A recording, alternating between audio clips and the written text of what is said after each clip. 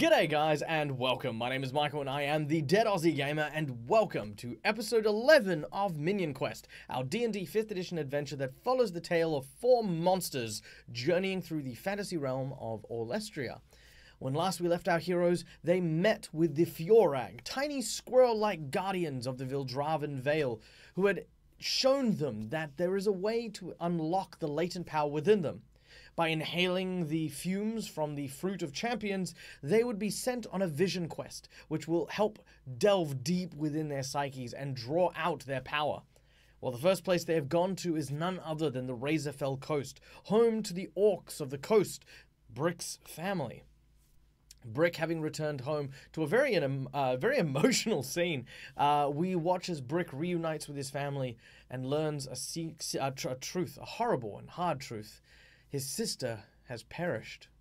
But there's more to this than meets the eye, and today we will learn all about that as we join Brick, our barbarian orc, Manfred, our Manticore Wizard, Ray, our hollow cleric, and Stickyfingers, the Grung Rogue, in today's wonderful episode entitled A Kraken Good Time. Enjoy. Our scene opens up just as the sun is setting over the Razorfell Coast. The sound of the ocean beating against the rocks outside the cave that your family of orcs seems to be gathered around.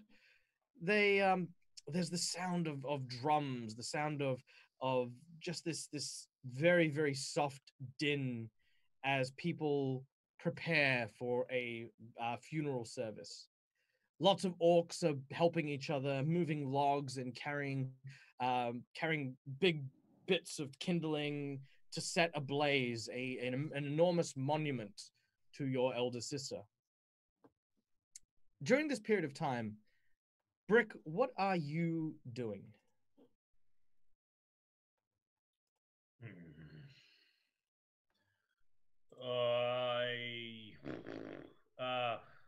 What's everyone else doing? I don't know. I think I'm just confused about Mama's tattoo. You may bring this up. Your mum at the moment is trying to coordinate your brothers and sisters and cousins and uncles and aunts in moving all of the debris to a place where they're going to conduct the funeral. You do recall the tattoo that's branded on her neck as only being partially completed. Each of the tattoos around the neck symbolizes a loss of great gutting, just this pain that never goes away. But the completion of the tattoo is an acceptance of the death of a loved one. And for your mother, the death of your elder sister is not certain. Not until they complete the tattoo.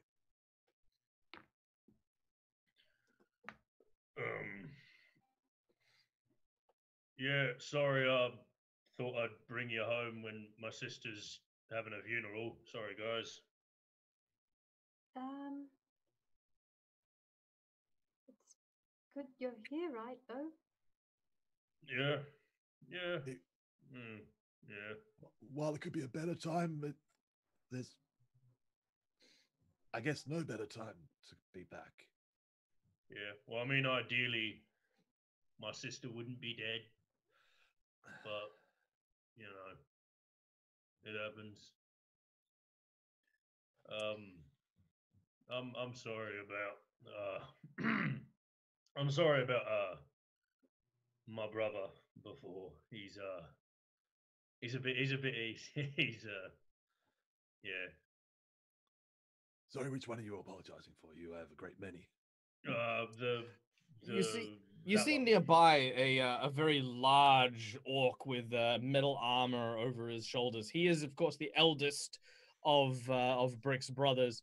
You can see that a couple of the almost larger size-wise siblings of Brick sort of carrying the logs. You watch as the eldest brother seems to just shout at them, "Get that over there! Come on, don't argue. Hurry up! What, you want us to stay in the cold all night? Get moving, you bloody agent!" As he, okay, I'm sorry. As they, begin to continue the hard labor. Yep, that'd be him. He's always been a bit of a Yeah. Dickhead. I mean, I wouldn't call him that. Not to his I guess face. I won't then either. As you kind of quietly talk to the side, your brother your youngest brother, a very good-looking orc, comes over and he says, "Hey, brother, it seems as though the ceremony is about to start. Mom wants you over on the front, yeah?" Yeah, all right. Were you gonna be there? I am going to be there. Well, there's only going to be the three of us. Apparently, the others have gathered around to have the honors of setting the fire themselves. Yeah, sorry. I know I know I'm a bit of a thinker. And it's something's not really working out in my head here. My orc sister went out and she got lost at sea. That's not like her. She doesn't I mean, aren't you curious as to something else? I mean, do we even know she's dead?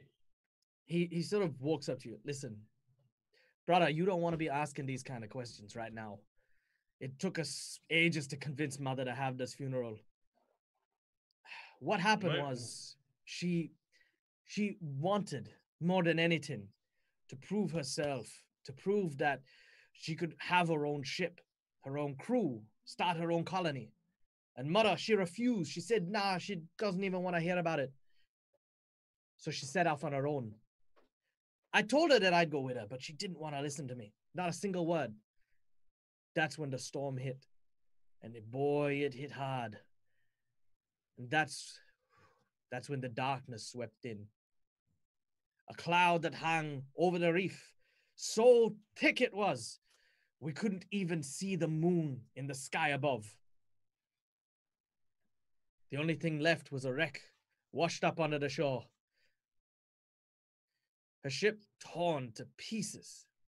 And I mean torn to pieces. It was like nothing we ever seen. We tried to send some people out to the shoals to see if maybe she washed up on one of the nearby islands or if any of the other orcs had seen her. But nothing. Not a damn thing. Not even a splinter washed up. Now listen, she's still holding hope, but she can't do it. It's been over a month. And you know better than anyone that if our elder sister, she had a way of coming back, she would be here already. After a month, can you tell me honestly that she's not coming back? That we meant so little to her that she wouldn't even send word that she was alive? I'm not her. You're I not. don't know. But you know what? You're here. And that's what's important. And that's what we're trying to tell Mama. And that's why you need to come up the front with me now, all right? And keep your chin up. Because if you can't, he punches you in the shoulder. Ow. You just yeah.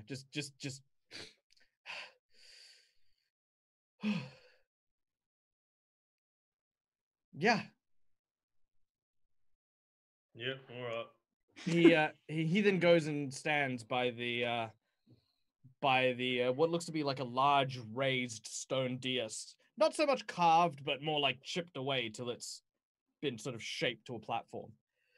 Eddie, can we go to our funeral map, please? Mm-hmm. Oh, yeah. Can we not? Fuck, is that an Alex, option? no. Can we do that? I never thought you could just say no. That is not an option. All right.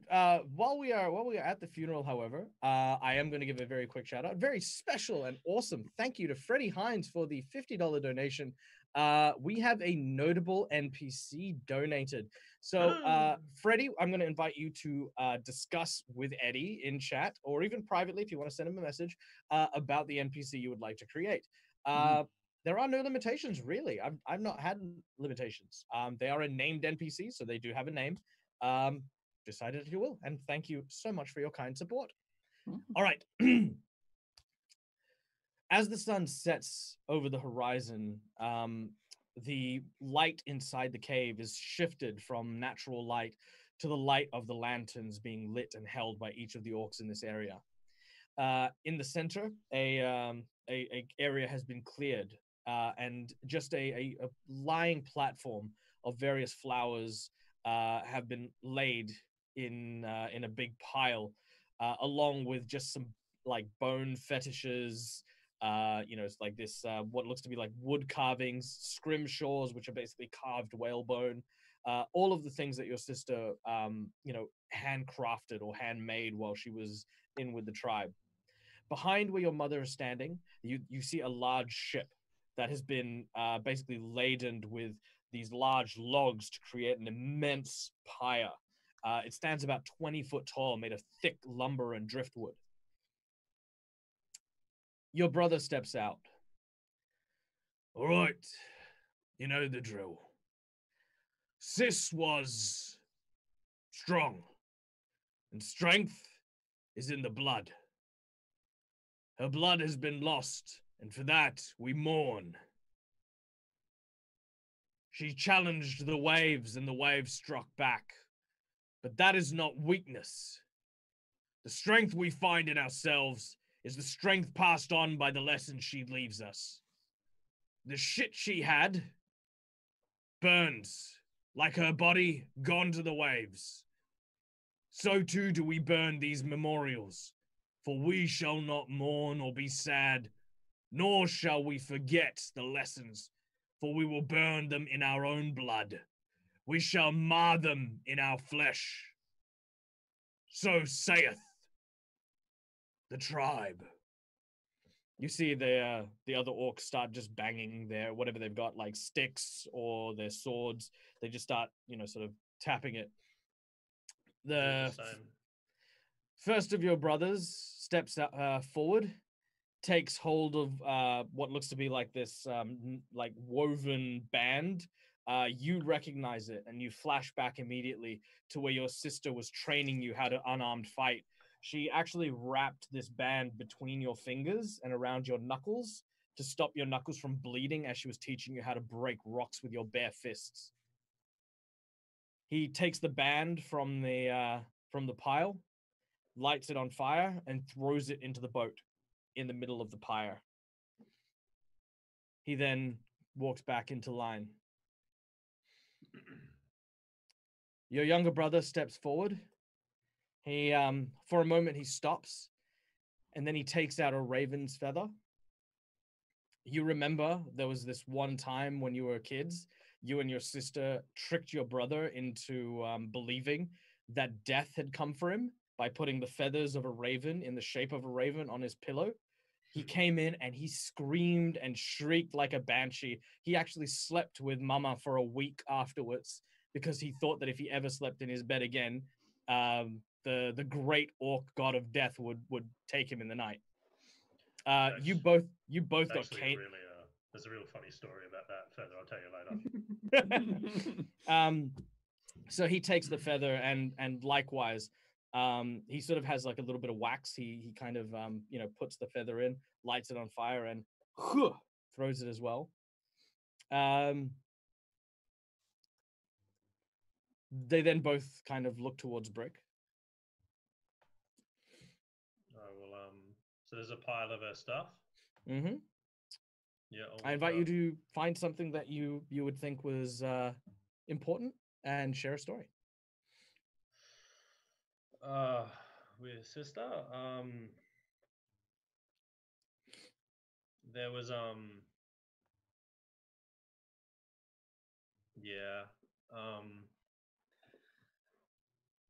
I will it'd probably be tied at the end of my spear actually. There'll be a small, like an abnormally small shark tooth of when you turn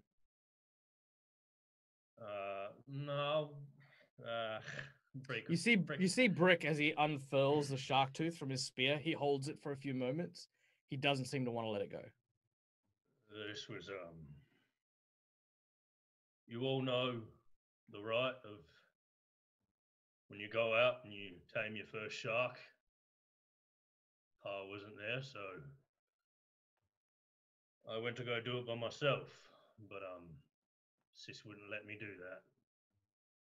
So we went out. The only shark I could find was a little baby one. And I knew I had to kill it. I didn't want to. It was so small and couldn't fight back, and she just said, "If you don't want to, Brick, that's fine." So I took a tooth, but it always really belonged to her. I'll throw it, walk back. Slowly, one by one, the rest of your clansmen likewise make their way into the middle, each taking a small piece and throwing it into the flames. Your mother is the last to go, and what she actually takes is the blanket that everything's wrapped into. Orc culture, when a newborn is created, the mother is actually not allowed to see the child for a long period of time. In that period, they are to meditate on the meaning of their child. What do they want for them? Strength, power, whatever. And they're invited to weave and create blankets. And then a week after the child is born, they're then introduced to the mother. In this case, the blanket is the last thing there, and she takes it. And as she goes to put it into the fire, she stops for a moment. Your brothers sort of place their hands on her back, trying to give her support. She turns around. She says, "I can't," and then she runs off. The other orcs sort of stop. You see your younger brother like almost about to go after her. Your eldest brother grabs him almost forcefully. And he just sort of shakes his head. The orcs at this point move over to the ship, and as they do, they all lay hands on it and begin to sort of shove it from the shore. What would you like to do, Brick? I will partake as a formality. You lay your hands as well. The rest of the group, Ryan? Oh boy.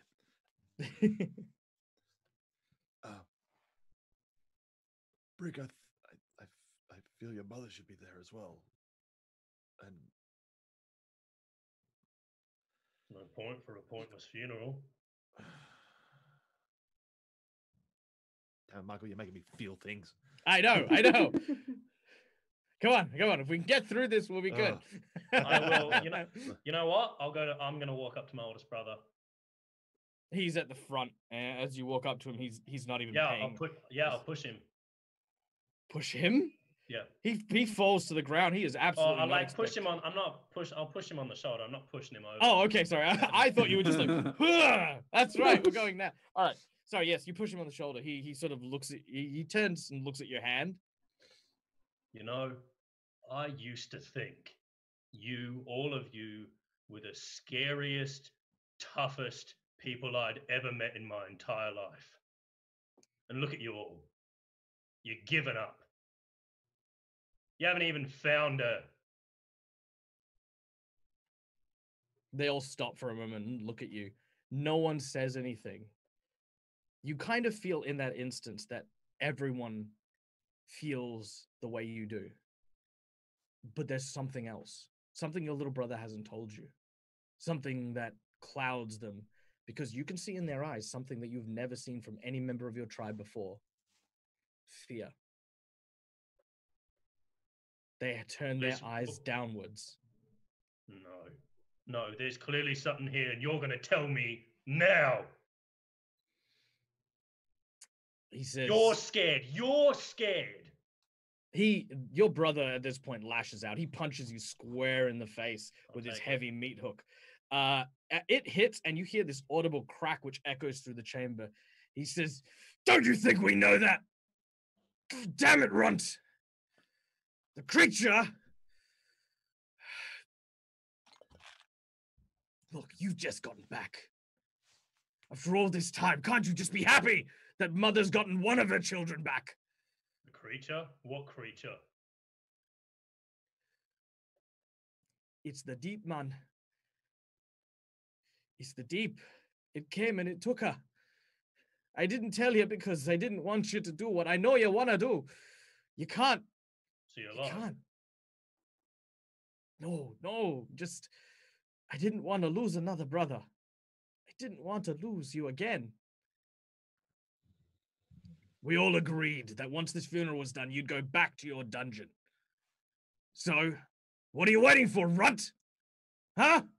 At this point, you can see he's sort of taking on... There's a different stance when one is aggressive to the orcs. You know, it's kind of like a show of strength to kind of bond. And there's another one when they're trying to force someone out. This is very similar to the war dancing stance that he has taken. You in this moment feel as though your elder brother might actually be willing to kill you at this point. Leave and never come back. I feel more like an idiot right now than I ever have before. Thinking about all the times I was scared of you. I'm taking a boat and I'm going to go find my big sister. And you won't have to look at me ever again. Don't worry about that. Brick moves off from the crowd. Your other relatives part ways. Your younger brother reaches out to try and say something. Your eldest brother, basically almost like a gorilla, stands in front of him. Your brother backs down almost immediately. I assume the rest of you go after Brick? I sort of stand up and sort of like puff myself up as much as I can, giving the others an opportunity to trail off behind Brick if they want to first. I think the whole time I was kind of just by his side, like I wasn't trying to intrude, but I was just like I'm here kind of thing. So I think I kind of haven't really left his side. Nice. I think Ray was trying to hide behind anything that could shelter her from the weirdness of the situation. The second Brick leaves, she probably beats him to the exit to try and get out of this cave with all these super scary orcs. All right. You make your way. Oh, yeah, sorry. No, pardon me. As I sort of turned to follow. Before I turned to follow, it's like, you have just watched your strongest sibling walk out, and I'm following him. And then I turn and leave. Yeah, Manfred. This is probably the quietest you're ever going to hear an orc stronghold ever. As you all make your way, to the way of the harbor that sort of ties off all of the boats in the shallows, you can see that there is one particular vessel that Brick has sort of made his way to. It is, it's actually Mama's vessel. She's got a few of them. This is just one of them, which you begin to prepare for sailing as you remember everything. It's almost like a rote skill. You just begin preparing to set sail. The others arrive. You have a few moments to exchange anything you wish to before you set sail. Yeah, look, sorry about that. If that was a bit scary, you can stay out by the side of the coast if you want. I'll probably be back in a couple days. Don't be daft. As if we're not coming with you, Brick. You need me. I can swim. They can't swim. No, I'm not going to stop you. But, I mean, if you die, there's not a lot I can do to stop that. I mean, like, they kind of don't need to breathe, so I feel like I've got a pretty good advantage. And Manfred can fly, so that's pretty good. There is that, plus these boats look like they require more than one person to crew, so we need to go with you for you. All right, well, don't expect this more often than once, and I will go up and I'll get them all in a big hug, and then I'll let go Yeah. really quick, and I'll be like, "Yeah, doesn't matter, whatever. Get on the boat. Shut your mouth." Right. Well, it does take a little bit to get the boat ready, and as it does so, almost as soon as you step foot onto the boat and begin to pull out into the sea, almost like a slithering cloud of tendrils stretch out on the horizon to the north. A dark energy, almost a cloud of green lightning crackling between these tendrils, seems to give life to this cloud as the seas become angry. Now, as we step into the next scene, I would like to first of all thank and not thank Freddie is editing and dying for giving advantage to all the players and disadvantage to the GM. So Love you. Thank you. so thank you, Freddie. You Thanks, made the buddy. right choice. Yeah. All right.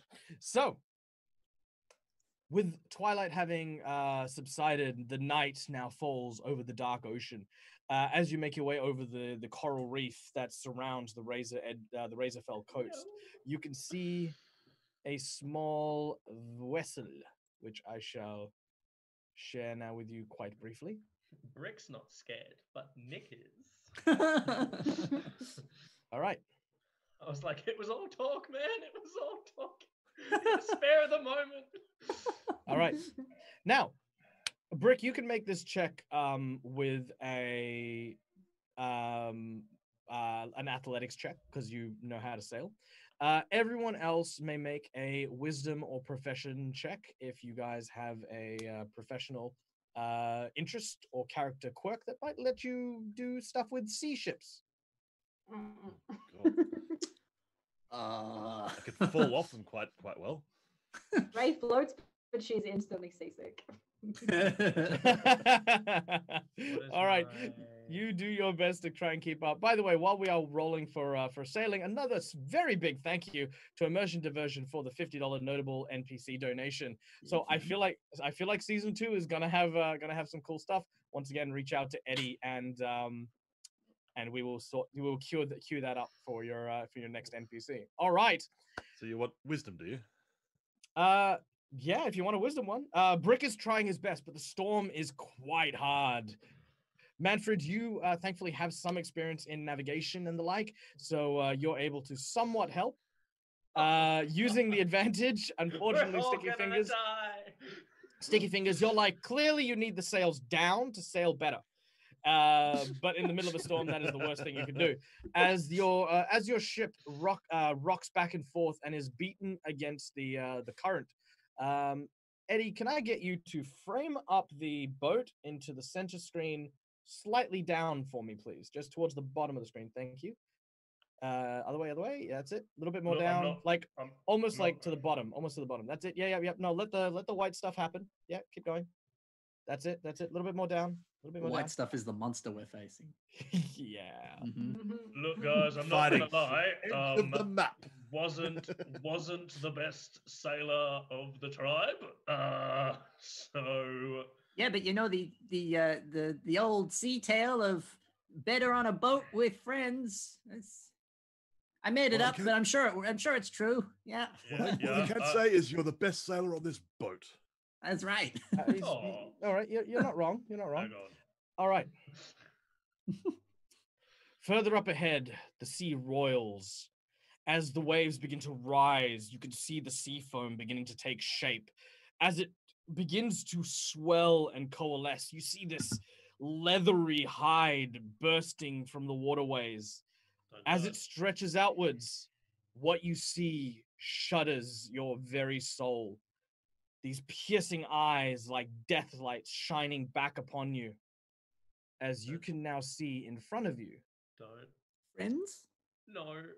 An immense squid. Oh. Its mouth filled with razor-sharp teeth and a tongue that stretches out about the size. It's almost like the size of a whale. Now, Eddie, can we zoom out so we can get some scale here? Because I think the token's hidden behind the Minion Quest thing. Let it be known before the reveal of this. I just did that on Fantasy Grounds. Oh dear.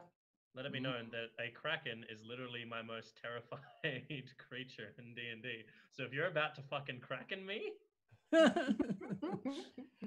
It looks towards your ship with a hunger. Who's shrinking Nice. It's tiny, man. What are you talking about?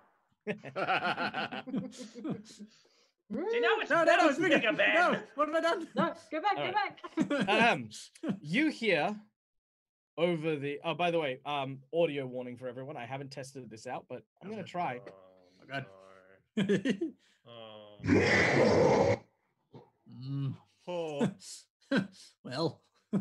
Okay, rolling to wet pants. All right. Yeah. I rolled a 1. All right. Yeah. Pants are soiled, but thankfully the rain that now beats down on you has covered that up. As we will now have everyone roll into initiative as we go to our next. Yeah, I think you should have stayed on land. Oh. Oh. Oh. Oh. What? Hello. All right. Hello, Yeah, that's Squidwardles. right.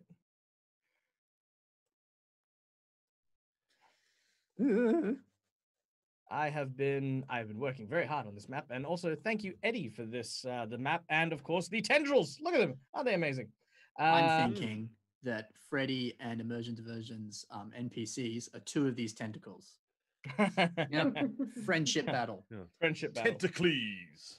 All right. Man, you joke right now, but All right, so we're going into initiative as the tentacles of this immense creature rise up and begin to flank the ship on its forward and its aft sides. Brick, you are in command of the vessel. So here is what we're going to do as a bit of an ulterior rules for the Kraken battle. Not only do you have your ship map, which, Eddie, if we can switch over to the ship map, you will have your individual turns, but you will also have a ship turn. In this ship turn, if you have not taken an action, Jesus, Eddie, if that's fine. I like that. We're just going to keep that monster up now. As you have your turns, if anyone hasn't had an action, they can influence the ship in any way. They can go to turn the ship. They can accelerate it. They can use one of the cannons, for example. Whatever it is you wish to do aboard the ship, you may do so in addition to, if you haven't taken an action by the end of the round. But ship turn is at the end of the round. Okay? Okay. Okay. So, Stickyfingers, you are up first on our initiative as these large tendrils rise from the ocean. Well, here, Brick, you know these cannons here, do these things work? I'll take that as a yes. All right. I'm gonna attempt to get a cannonball inside the cannon and get it ready to fire. All right. Attempt.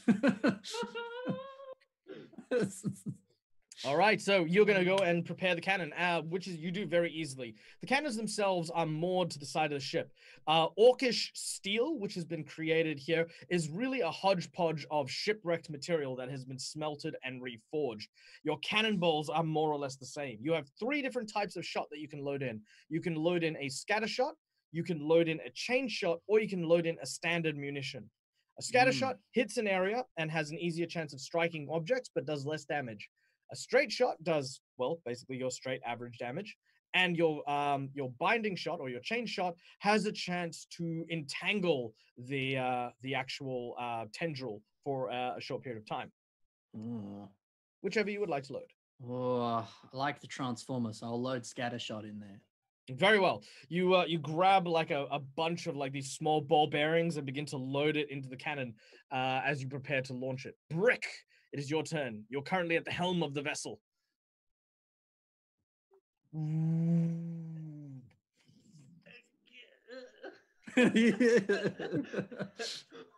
am I supposed to do? Well, you're Brick. You've been begging me since game 1 for something big to hit.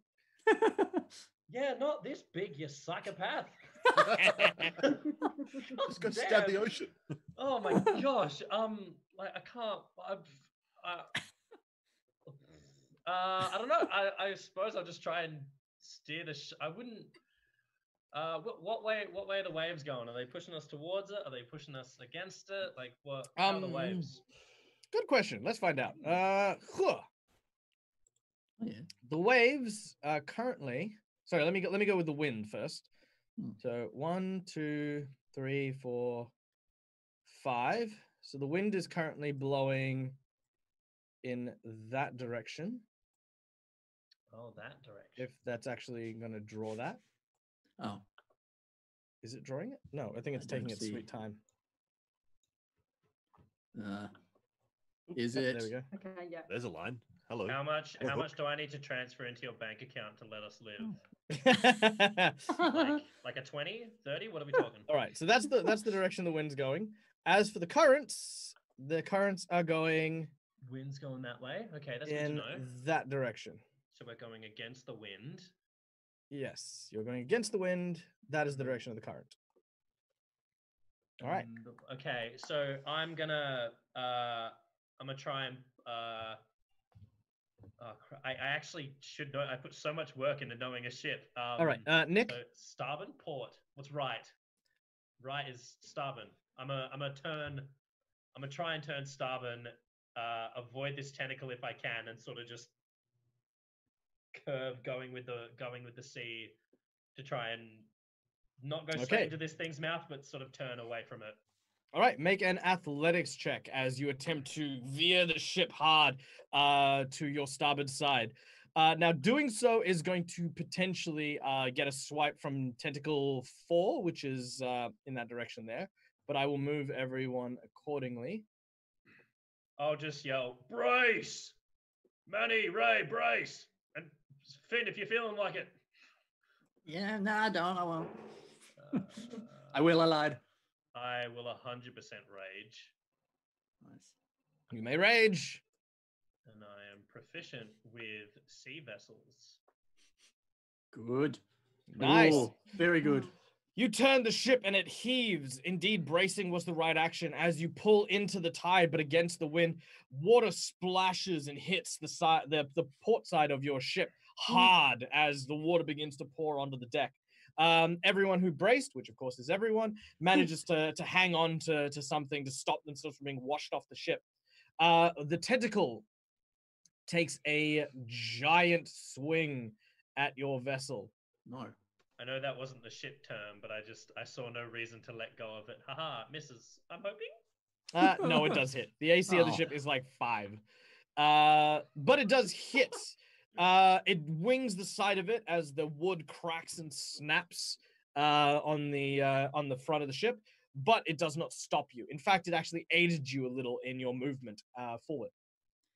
The boss bar at the bottom of the stream, that's the ship's HP, right? We got 7,500. Yeah? All right, Manfred. He didn't say no. He didn't. He definitely didn't say yes. All right, Manfred, you're up. All right, Manfred is up. All right. I sort of let go and gone. Bye. No. I sort of let go of the railing that I was hanging onto, so I didn't just get flung overboard. And yeah, I think I have to do this. Hope like hell that tentacles are gonna get roasted. So scorching ray at, I'm gonna say, I can actually see tooltips. There we go. Tentacle 4. All right. Now that the tentacle is more, it should probably be on that side of the ship. My apologies.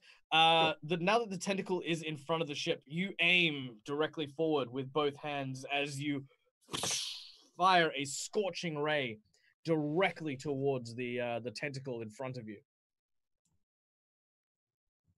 It strikes as the flames hit the rather gelatin, almost like tentacle. Oh, so for each of the attacks, there we go, 3 of them. Let's see if the other 2 fit to hit. Second hit. Third hit. All right. Nice, man. The tentacle has nice chunks sort of burnt out of it. And I'll just roll all the damage all in one fell swoop, unless you got something you're going to cancel anything out as.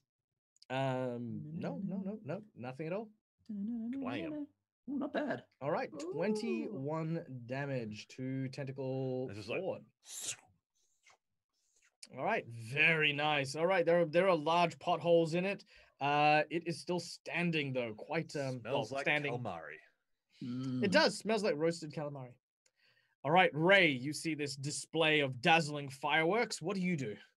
Ray is completely horrified. This is her worst nightmare. Being on a boat in the ocean, tentacles. I'm going to point out that we're going to just dodge right past the Japanese girl's fear of tentacles. And what do you do? No.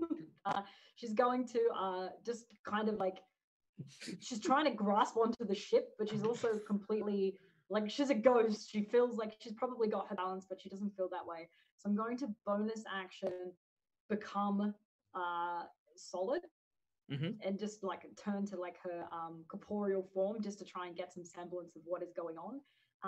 In doing so, she's probably quite a little bit off kilter, so she's just going to kind of turn towards her comrades and cast Bless, because I don't really think she's up to sort of fighting or doing anything right now. She's just going to try and look after everybody else, and sort of, you can imagine she's just kind of become solid, which didn't make anything better. She kind of just kind of like cowers down and casts Bless, like. Very well. So you can apply Bless to your crewmates. As you do so, it's almost like a it's almost like a silent prayer being said. Like, oh my god, as you begin to cast your spell around. We now go into the ship phase, which of course we have moved the ship's angle, and it now proceeds downwards as it is being sailed. Right now, it is being sailed no longer directly towards the Kraken, but instead just off to the side of it. Now, at this point, Eddie, can we get the portrait of the Kraken when we have its turn? Because it's its turn now. I just love this picture. It's an amazing picture, and I'm kicking myself that I didn't know it was there. Look at that beast! All right, so the Kraken gets to have his turn as the beast reaches up with all four tentacles. The first one is going to attempt a slam attack, hitting. Let's see, which one's that one? That one hitting where Brick happens to be standing. Brick, I need a Constitution saving throw from you, which hopefully it'll automatically roll. You save against the attack as you manage to avoid this huge collision on the deck. You manage to narrowly avoid it, and thankfully it also does not destroy the helm as it swings down to hit you. That's always a good thing. The second tentacle reaches around and wraps around the mast and begins to yank it hard, trying to pull it to the port side as the ship begins to sway in the water.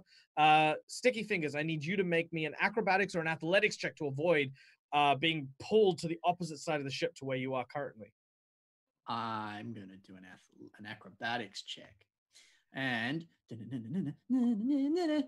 yeah.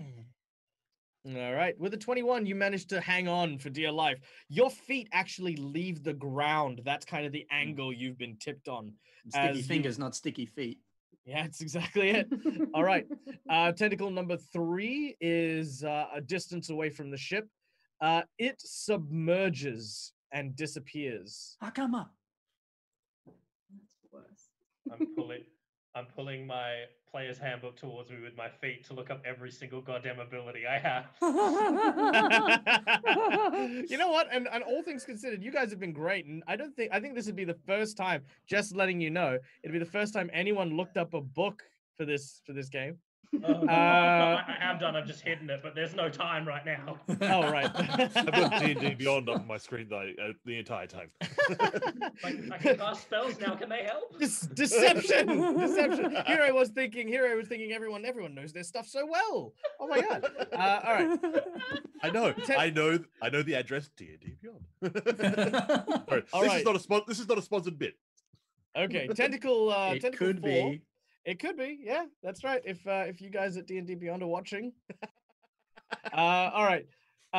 So saving throws from Ray and from Manfred as this tentacle lands on the deck between the both of you. I will hopefully this will make you roll it. Yes! Can these tentacles fuck off? That is a failure and another failure. Good. So, with 2 failures, what happens here is you guys will take damage of the 2d6 plus 3 variety, plus the both of you will be stunned. Mm. Oh, speaking of which, Brick, you should have taken half damage from that. So let me just do that super quick. I am also 4 raging, damage. so I am also raging. So yeah, 7. cool. Yep, so 7, half of 7, 3. So you've only taken 3 damage from that. Cool. Cool. Oh, it's already there. Yeah, maybe it already did. Did it. All right. It's a smart little bugger. It is a very smart program. I like Fantasy Grounds because it is very smart. It's like 2 steps ahead of me. All right, so boom. That is what? Oh, never mind. Oh, it already does it if I do. Succeeded in my concentration. That's cool. It does that automatically. It does. Again, smart little program. Fancy Yeah, graphics, man. yeah, no, it's fantastic. All right, so you guys take a fair bit of damage, and the both of you are stunned for a All right. round. Oops. I think you said it wrong. I am stunning. Oh, my Ben. apologies. Yes, you are Ben. stunning for a round. What? Ben, What? This What? This isn't good. We have the power of friendship and cannons. We can do anything. All right. Look behind you. Okay. Back to the ship view. We then go to Stickyfingers. Now, Mm.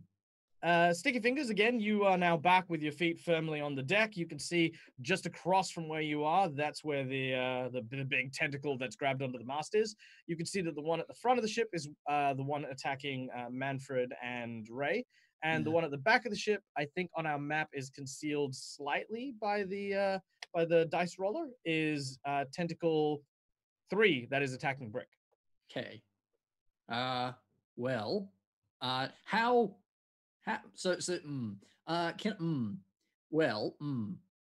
can I get another cannon and load it into get another cannonball and load it into the other cannon, please? Oh yeah. Oh, I feel bad. Yes. When I made that thing disappear, I was totally not thinking about the fact that it would actually dodge the cannon on that side. Yeah. Okay. Yep. No, absolutely. You make your way over to the other side. As you do so, there's an attack of opportunity that comes from this tentacle. Can I disengage with my cunning action? Oh, I don't know. I feel like you're experienced enough to have known about that before you made it. So enjoy that. I don't enjoy it. Hits. It hits. And that is 9 points of damage. It is going to attempt to grapple you. Oh man. Let's see if it does. It might not. Where is love your my sister? Don't kill my friends. Really? I've been doing that since day 1. Yeah. Oh my god. I'm Nick's Oh, gonna actually, no. rage. You need to make me an escape DC of 13. An escape DC of 13. Is that just a flat roll? I don't get a In a modifier with that. dexterity save? I think it's an athletics or an acrobatics, depending on how you want to break free. But until that point, you are grappled. Acrobatics. But you can use either one. I plan to do that acrobatic. Do it now. Yeah, do it now. I'm happy for you to do that. Yeah. Easy done. You are no longer grappled. The world's shortest grapple. So it briefly grappled me and I got out. Yeah, it basically wrapped itself around you and then. Did it touch my skin? Yes. Yes. It can make a a Constitution saving throw. It ignores it. No, it's no. I got a really high modifier now that I'm level 3. It's, Oh yeah. That makes yeah, perfect sense. yeah. All right. Yeah. So you make your way over. What are you loading into this cannon? The third one, which name I forgot, that does the third one. The chain shot? Thank you. Yes. Chain shot. Yep. Yes. You put in one bolus, and then you put in the rest length of chain. Then you put in the other half of it. Cool. Both weapons are armed and ready to fire. Sick. Brick. I can't leave the helm. You can. You would know this about ship sailing. You can sail for 3 rounds unguided. However, anytime the ship takes damage, it obviously has a percentage chance to veer and steer directly off course, and will suffer damage if it's being... We're currently in a storm. Yeah. I feel as though it would be dumb of me to leave the helm. No, but you're going with the current currently, so it wouldn't naturally change direction. But we are still currently headed in the direction of a big giant mouth. Oh yeah. There is that. Yeah, I no, mean, I'm not. I leaving mean- the helm. I will. all right. Would you like some incentive? I like words. Yeah. Okay.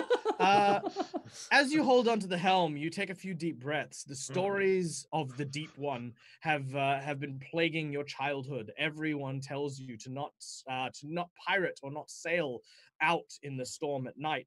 For not because the sea is dangerous and swallows ships whole, not because the lightning sets fire to the landscape, scarring the earth itself. You get told stories of the Deep One, a creature that comes from the lowest pits of the trenches, dragging creatures and ships alike to the bowels of the ocean, where not even the strongest steels protect you. However, this thing killed your sister. It was this thing. It was this thing that took something from you. You think about your mother at home and how she's feeling, and the fact that this creature is what did it. And why? Why did it come here, of all places? Why has it come to your home? Why did it choose your sister? What evil, malicious ocean god saw fit to take from you and leave such a violent and terrifying creature here? Yeah, cool. It was me, Nick. Yeah, yeah, got that. Okay, good. I'm going to, if you will permit me, this might be sort of 2 actions. Up to you. Turn right as hard as I can to turn this boat to just away from it with all of them on it. I will grab my spear off my back and just ditch it at one of these tentacles as I will prepare myself for what I aim to do. Okay, make an athletics check. For steering the boat? Yes, please. You have advantages. I know. Okay, so to clarify, you're trying to 180 on your boat, right? Yeah. Okay. Oh, well, I'm facing forward. I'm 90 degreesing it. 90 degrees. Okay. Yeah. I'm not turning it around because to go against I'm with you. would just be stupid. And Brick, surprise, surprise, is kind of smart. 26 to turn the boat. He's got a plot twist. That's pretty cool. And All right. if you permit me, I'm going to throw my spear at one of the tentacles.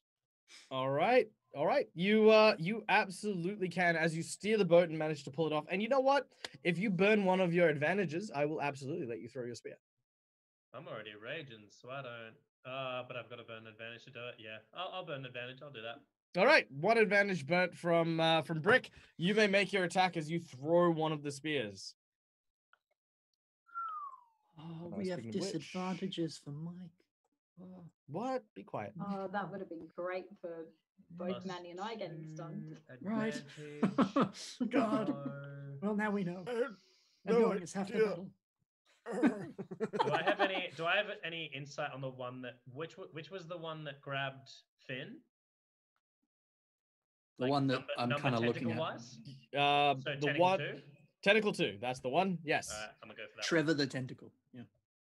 That's a 30. Yes. Ooh, that was a 1 and a 20. critical. That is a critical hit as you hurl. Yeah, it is. This spear. It finds perfect purchase through the tentacle.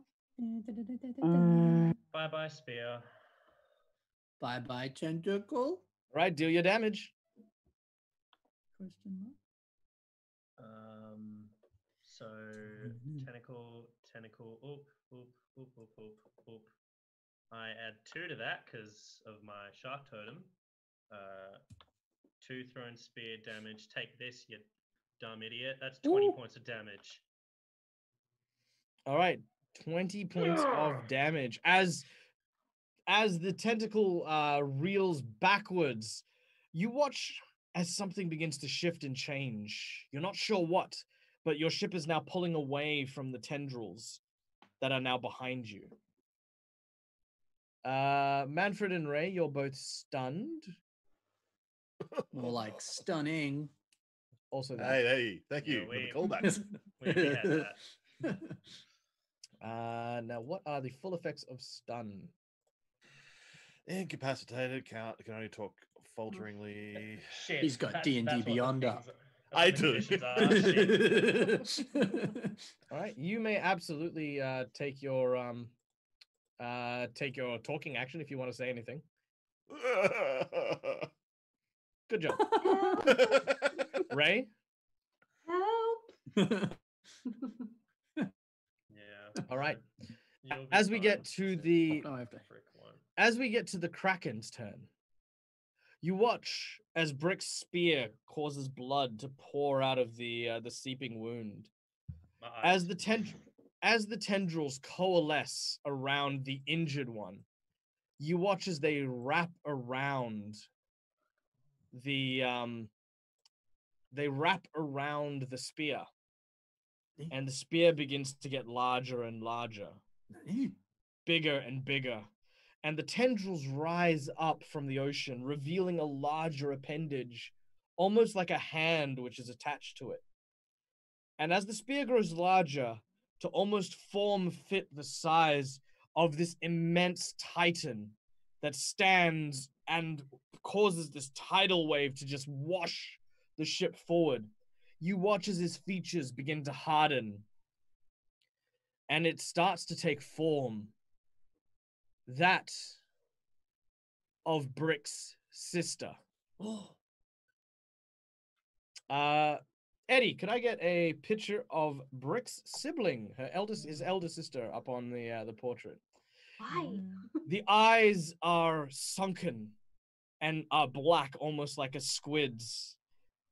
As it stands, you hear this voice resonating.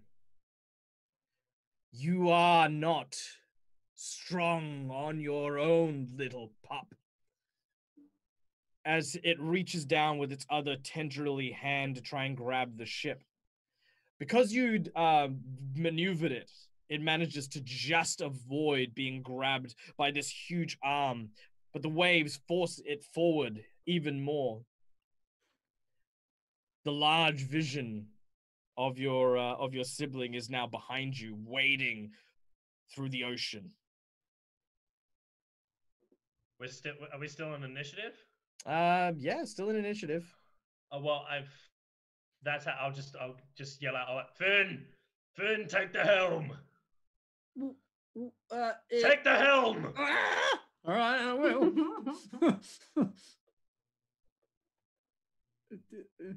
I'll move on my turn. All right. Well, we'll go to Finn's turn. It's my Stickyfingers' turn. Yep. I will take the wheel. Jesus. I will, as I pass you, I will put a hand on your shoulder, and I will say, "Get him out of here." Yep. I know how to pilot ships. Hey, I believe in you. You'll be fine. You'll get out of here. I just give him a big smile, and I'm running off to the other. I'm running to the end of the ship that's closest to big sis Kraken. Man, fuck you, Mike. Oh, she's got an eye patch. Cool. Oh, it's my turn. Sorry. Right. Yes, I'm going to try and turn the ship around. All right. Make a athletics check as you begin to. All right, cool. We got the portrait up. There you go. So that one-eyed blue orc is what you more or less see, with what you believe to be a like I said, the muscles and sinew is made of twisted tentacles instead of the usual meat fibers that make a normal humanoid's arms. Athletics or acrobatics? Athletics, I'm afraid. Aww. Well, time to burn an advantage then. Yeah. Athletics. I'm gonna try and get you guys to burn so many of these. Why? Wow. Yeah, there's a crunch sound. You're not sure what it is, but it probably isn't good. Finn, just work the fucking boat. I'm a master ship pilot. I'm a master ship pilot. Actually, no. What actually happens? what actually happens, Brick, there's a reason your people are strong, right?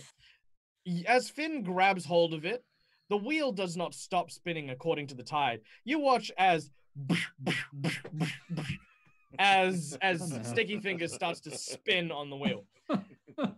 What? Why? Freddie, why?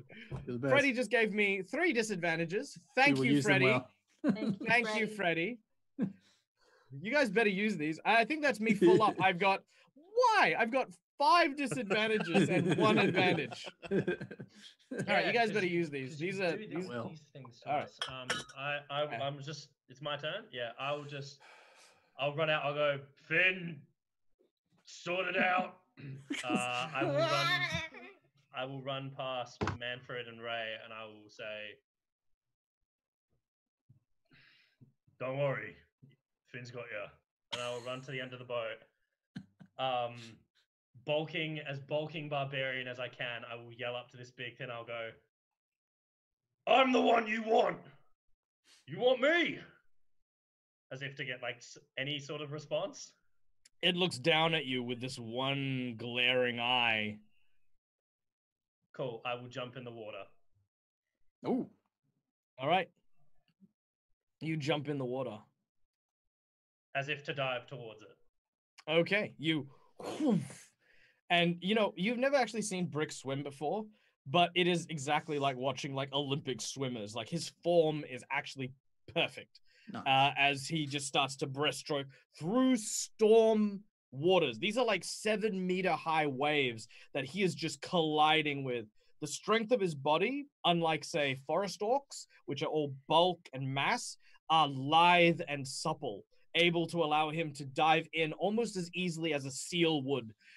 He is not even stopping as he moves through the waves towards this immense hulking figure. Manfred, you're up. Are we still stunned, or was that just 1 round? That was 1 round, sorry. Yes. I will Thank remove God. this. I will Otherwise... Yes, you are infinitely stunned. Finn! We've got to follow him! I'm trying, I'm spinning. Surely as he's doing that, the boat's turning more and more in the direction I wanted. What's trying? Progress through pain. Oh boy, ouch. Okay. I am going to step. Okay, are we pointing? Which direction is the ship actually pointing? Is it pointing towards the? Tentacles? It's pointing just off to the side. So pretty much where you can see the tentacles. Sorry, you guys can't see the map at the moment. Map's not important at this point. But from where you guys on the map can see the tentacles, that's kind of the direction. So it's sort of west by northwest. All right. Yeah, so that's the I am going to fly off the side of the boat over this way. Actually, you know what I'll do? To there. Which is off to the starboard. The other side of the tentacles. Yep. And I am throwing. Sure. I know boats. Shh. I could be wrong, you know. You never know. Oh, I could also be very wrong. I am going to do a gust of wind spell across the boat, filling the sails to try and push it the way that basically towards big orc lady. Very big. It's a way I'm going to use this spell. Yeah. Yeah. Good job. Yeah. I am trying to get you out. Oh, right. We're getting. As you begin to try and fly amongst the storm, the rain pelting you down, you force the boat as best you can to it. Finn, I'm going to give you another athletics check from this. Oh, good. And allow you to recorrect now that you have some assistance. Yeah, slightly better. Yes, you begin to turn the ship facing towards the large squid and towards Brick. Cool. Excellent. All right, Ray, you're up. Ray is going to... Yeah. Nick knows. Ray's going to use bonus action to turn back incorporeal and float Stop down it. next to Brick. Stop. All right. You're Jack Sparrow this moment right here. You can't be next to me. Okay. The large And- creature. Oh, yep. Sorry, go on. Oh, I'm just going to place my hand on Brick's shoulder Mhm. and hold my action if he takes any damage to cast Kill Wounds. Okay. Just hand on the shoulder. Ghost hand on the shoulder. Got a doctor on call. The large, colossal ocean woman looks down towards your ship and says, The ship or me? the ship, You little bitch. and says, and you actually at this point, because you're off to the side of the ship, you can now see the name of the ship on the side. Scratched off from what your mother originally had, which was, of course, the Reef Runner, is a new name, which was simply called Little Shark I hate On- you. on the side of it. As That's your name. as she yeah,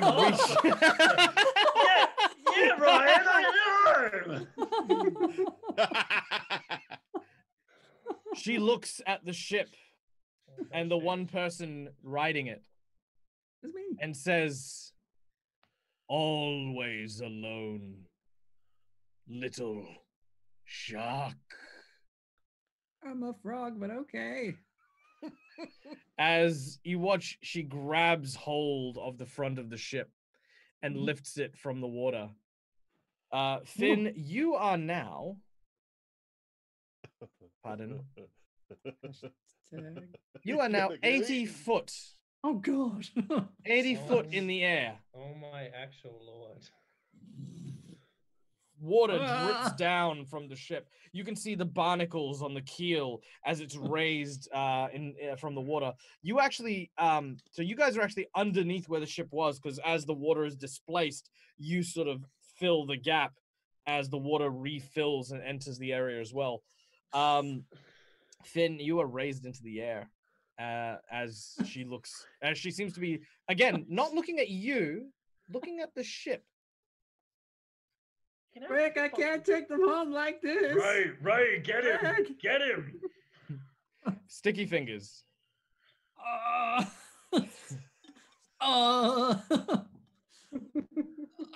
Man, thank God it's raining because Brick is crying. Yeah, it's like an anime. So the tentacles are not in sight. No, the tentacles coalesced and formed the mass that is this giant woman. So the arms, for example, are the tentacles twisted around to make the muscle and the fingers. Right. Well, Hence the blue. I'm gonna walk forward, and look at Brick's sister, and be like, "I don't know what you want from me." Jump off, idiot. All right. You know, I just got a thought in my head that maybe I should jump off the ship. No, I'm not gonna- As you say that, the large creature looks at you. You notice that it's crying. Oh. Similar to Brick, you can kind of see that the rain kind of covers it up for the most part. But seeing as you're kind of moving forward for whatever reason, and you're like basically face to face with this creature, you notice that there seems to be a deep regret inside of her. As the water tears from the cheek and splashes onto the deck, you get a vision. For a brief moment, you see through the eyes of a sailor, an orc, big muscles, large feminine sinews, sailing a small catamaran into the waters. It's a beautiful ocean covered with almost a cobalt sea. As waves suddenly turn and shift, you see that every now and then this person who you're seeing through the eyes of seems to call out for something and stretches an arm out and looks and doesn't see anyone there. Then goes and does it themselves. They then see that this giant kind of crab-like shark thing crawls onto the deck, and she's sitting there punching it with her bare hands. Again, no one helping out. She sort of pulls it off and throws it to the side.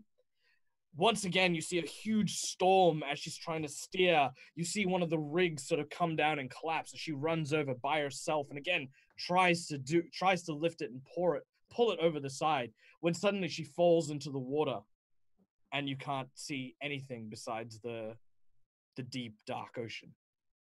That is the flash. Huh. Well, Well, the That was vision just- basically just told me, don't jump into the water. That was. Well, I won't. That was just Finn.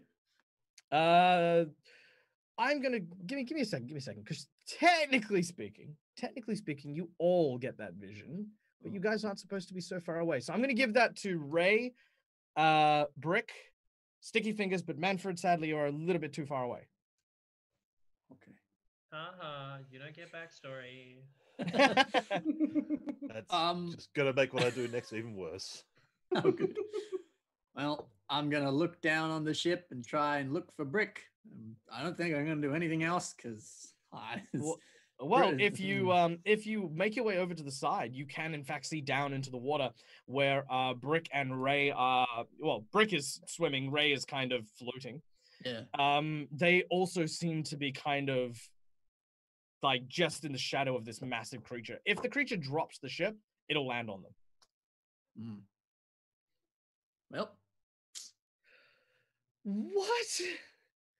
What's happening? Thank you so much, everyone, Yeah, For- suck it, Mike. for all the stuff. You know what, guys? You guys can actually call the disadvantage. I want to point this out. You can just. All right, so we've got two advantages Yeah, to run. One I'm advantage. waiting for the Brick. moment you eat everyone. All right, so yes, we got one advantage to Brick and Stickyfingers from immersion. Thank you so much, dude. Call has been made. One disadvantage to replace my advantage. Fine, I guess. Jeez. Freddy is evil. What a legend. yeah. Oh. Freddy is great. Freddy is definitely quite dastardly. I am fine. See if I can. All right. Damn it. Okay. All right. Look at Brick. all them disadvantages. I will. Oh my god. Sorry. Get back into after that. I will turn to Ray and I will say, Ray, he needs help. I can't get him. I Please. can't really either. I'm ghostly. I think Manfred's probably the. All right. Well, I will.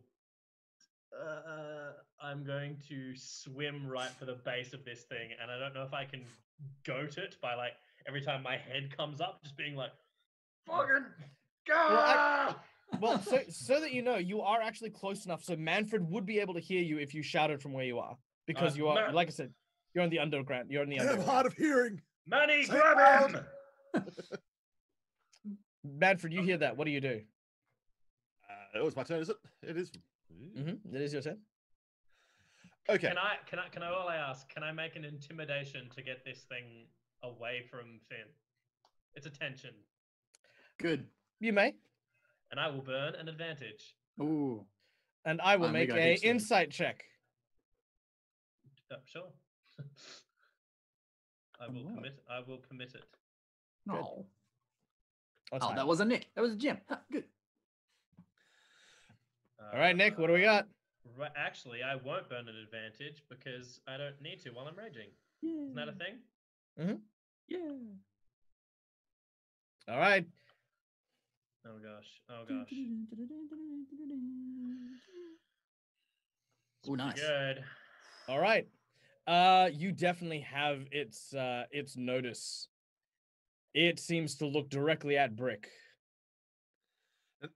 This thing had Now- like the boat up near, like held it up so I could sort of see the. It's almost kind of like this, like it's lifted it up to look at the boat, almost like you would examine, almost like it's examining a fish. All right, Manfred, it's your turn. Okay, on that, what direction is the boat facing currently, as far as it Towards- goes, in relation to? Towards her. It's pointing towards her. The aft of the ship is pointing away from her. Fantastic. I am going to fly into a position behind this, use my bonus action to shift the direction of gust of wind Oh. to go straight down the length of the boat. All Try right. and poke her in the eye with a boat. As you do so, And he got the one. boat pushes forward and the weight penetrates her, not in the eye, but in the chest. As it lands in her chest, it begins to fall backwards and the ship begins to sail down. Ray, it is your turn. The ship at the moment is going to land on both you and Brick. Meep. My bad. Amazing. What do you do? Man, that's G. So Ray was subjected to visions of this woman being left alone, right? Mm-hmm. And she can see Brick underneath, about to get crushed by a boat, Mm-hmm. and Finn on top of the boat, about to get dropped from insane heights. Mhm. He's A lot of squishy. things He's squishy. for a ghost person that can't grab stuff. Yep.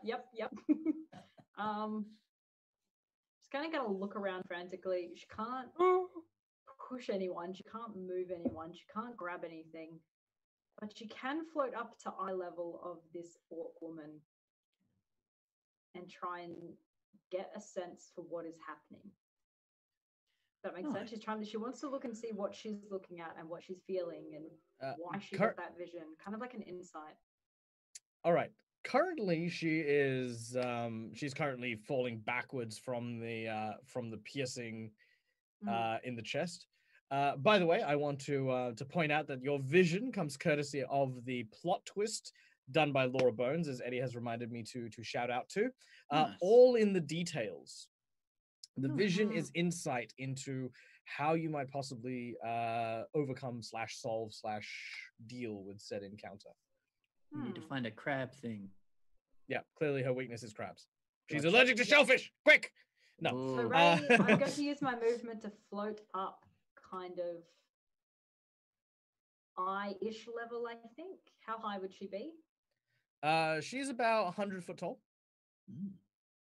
That's going to be too hard. That's a long way. Again, ship's coming down. You can kind of go into the ship or around the ship. I might go through the ship and float up through the ship. All right. So at least I can be in line with Stickyfingers. You know what? Mm-hmm. No. No, we don't. gonna- Tell us. Yeah, I am. I'm going to use my movement. It's not a concentration spell, so... Oh, it is a concentration spell. It's okay, I'm going to drop the bless, and I'm going to use calm emotions on the creature as I float upwards. Dang. All right. I guess it will make a wisdom saving throw. I think so. It might be Let's consult the book. charisma saving throw. Oh, charisma. In which case, it is a 18. Let's go the other roll. I do have 6 disadvantages. Yeah, that's what, Disadvantage. Yes. this is Can I make him roll with a Disadvantage. disadvantage? Yeah. All right. Disadvantage. All right. So 6. How do we keep forgetting? so No with kidding. with disadvantage, that is a come on. 17. That's so Disadvantage. good. No. All right. No, it does shake it off. However, the creature drops the ship onto Brick. No. What's up, man? It's just a ship. I'm fine. All right, Brick. Yeah. Come on. I know what to do. I saw the vision. I was just I angry saw the that vision. last I turn. don't know what to do. I was just Okay. angry that last turn. Don't even worry about it. Mm. Don't even trip, dog. All right. Said I couldn't do it alone. That is a Boo. 30 to hit. I think that might hit. I might be just hit. All right. Plus 17. Cool. Love it. I can roll disadvantage. Yeah, but with a plus What? 17, I don't think Plus that's 17? I don't think we're going to try.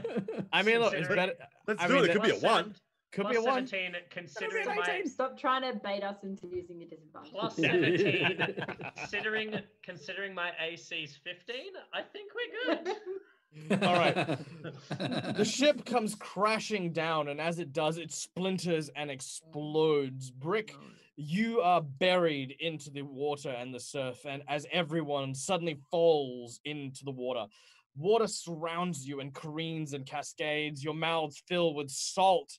Your eyes close as the dark abyss fills the void around you.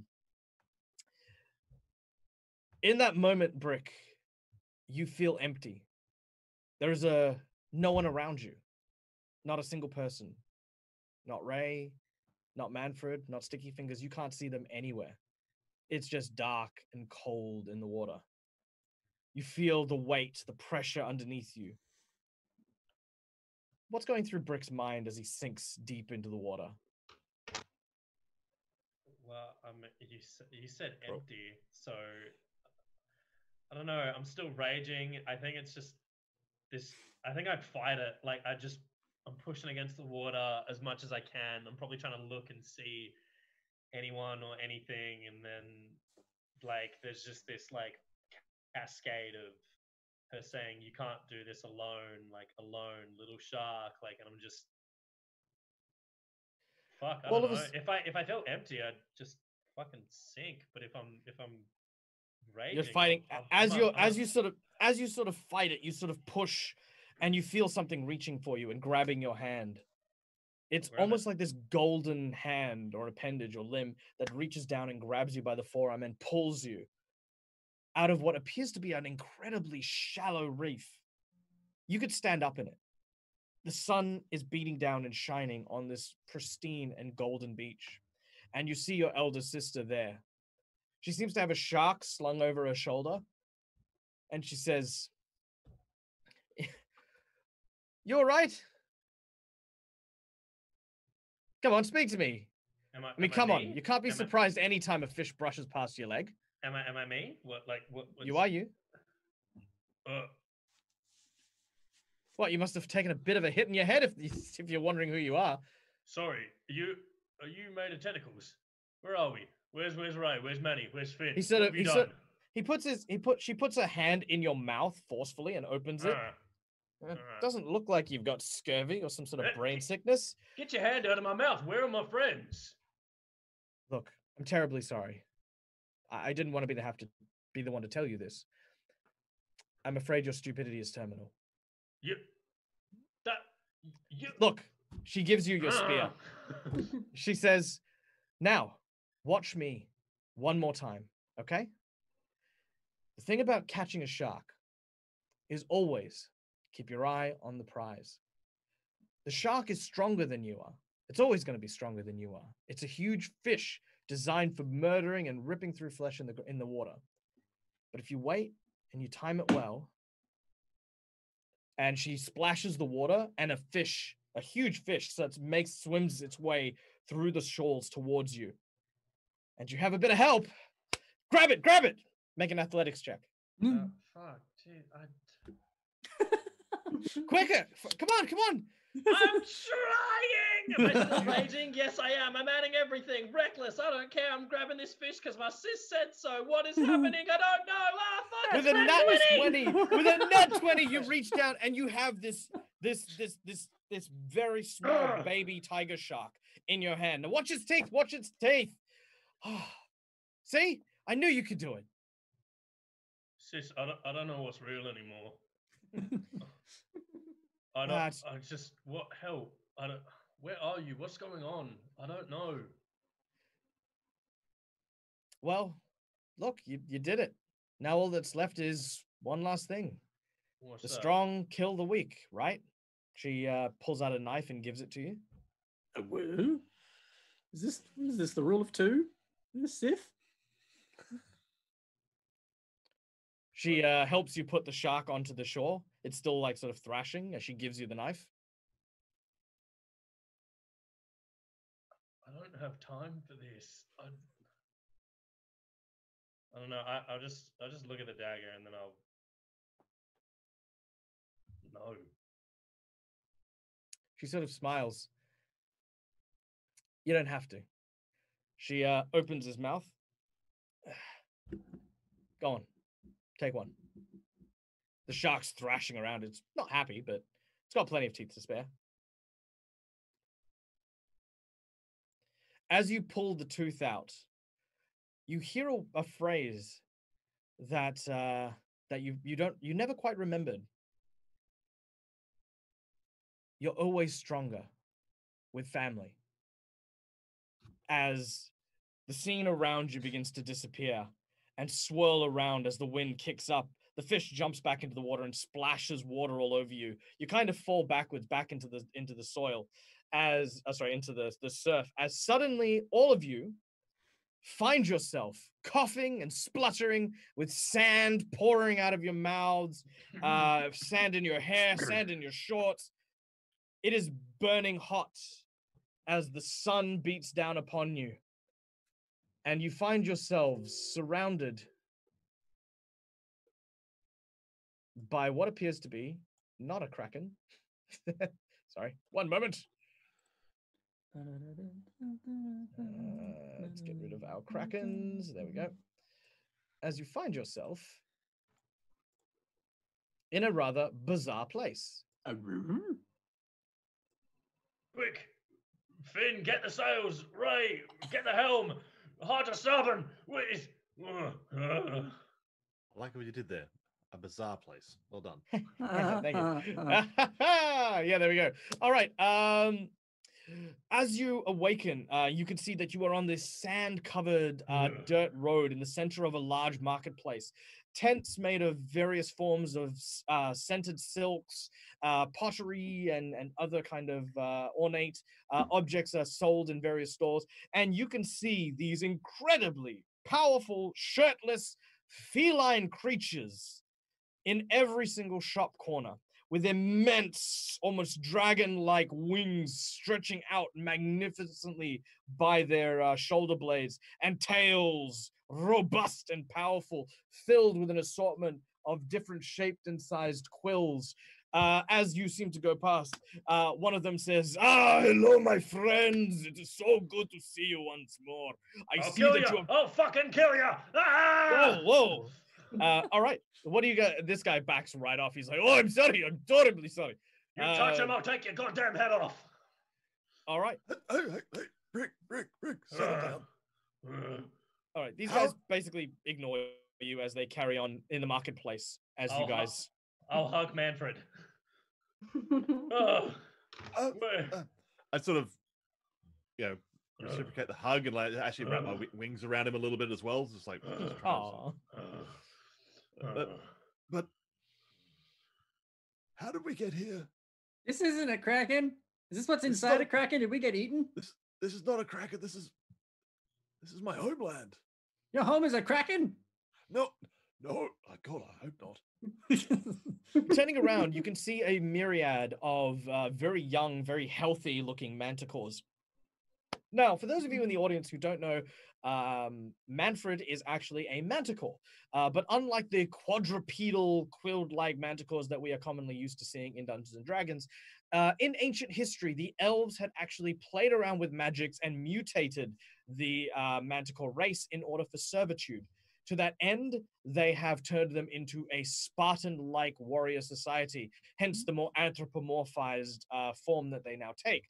Think of them like catfolk with bat wings and a giant quill tail, more than your usual understanding of the manticore. But you can see men, women, children through the streets, very, very sparse, as the name implies, very Spartan attires, lots of loose-fitting robes.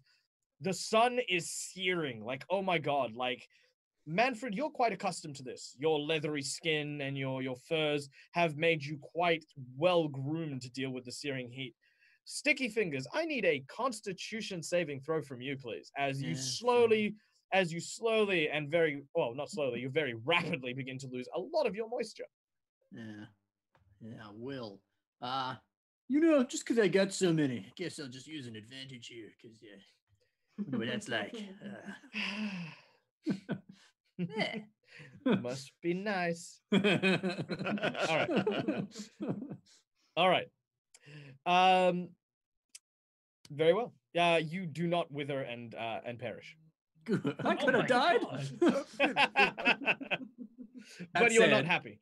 I'm You going to can see look a around for a barrel of water or something. Yeah. You see a couple of stalls, and there is indeed a barrel of water. There is one particular individual that says, hello, my friend. I see that you are a Grung. In a minute. I'm just getting the water. But I have something for you. It is amazing. Have a look. This here comes from a very special magic item craftsman. His name is Mr. Nuggets. And he I've heard of provides... him. He's very wealthy and donates a very lot to wealthy charity. plus he's known all throughout the lands here. And he has this very special thing for you. It is called dehydrated water. You add a little bit of water, and then you have water. I don't understand, but just give it to me. And he gives you a jar of what looks to be blue powder. This is powder, not water. What is It is water. It's dehydrated water. Yes, very good for skin. Yes. You're lucky I trust Master Nuggets. I don't know, lick it and put it in my... No, don't! As you put it in your mouth, even the tiniest drop of water in your mouth, suddenly you cast Create Water as the spell. It's centered on your mouth as suddenly this gout of water just...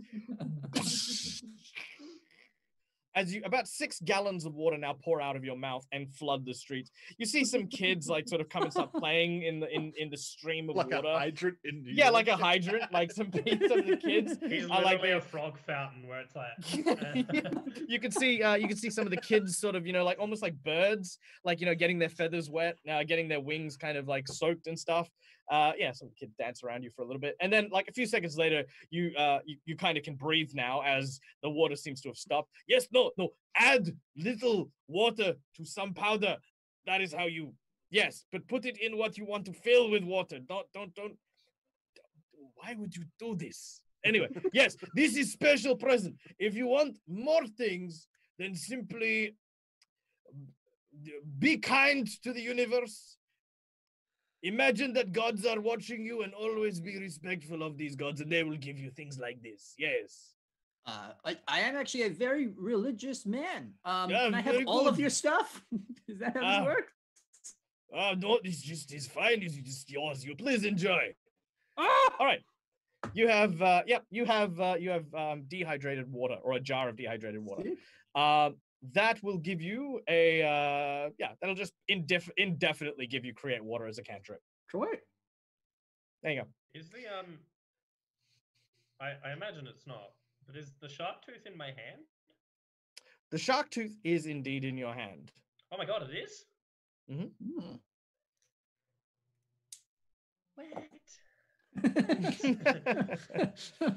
That's crazy. And it's Yeah, fresh because there's still a bit of blood on it.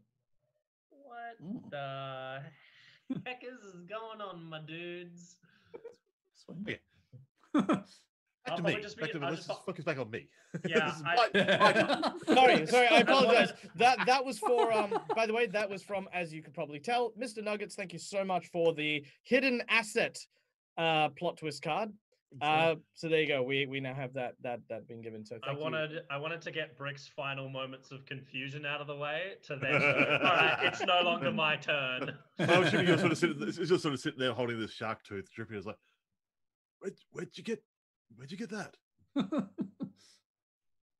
Honestly, I've got no fucking clue. I was talking to my sister, and I think we were drowning, and I'm a right.